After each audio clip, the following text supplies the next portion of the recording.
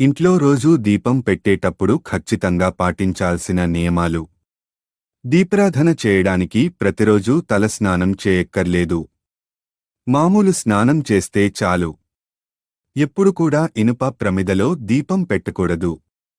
బంగారం, వెండి లేదంటే మట్టి వాటిలోనైనా దీపం పెట్టొచ్చు. దీపపు ప్రమిదని ఎప్పుడు కూడా నేలమీద పెట్టకూడదు. అప్పుడు దీపాన్ని అగౌరవపరిచినట్లు అవుతుంది.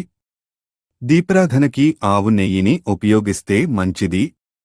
లేదంటే నువ్వుల నూనె కూడా వాడొచ్చు. కొబ్బరి నూనెతో అయినా దీపం పెట్టొచ్చు.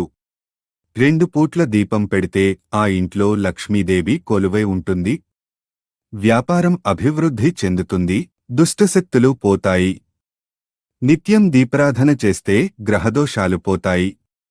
ఇంట్లో శాంతి ఉంటుంది.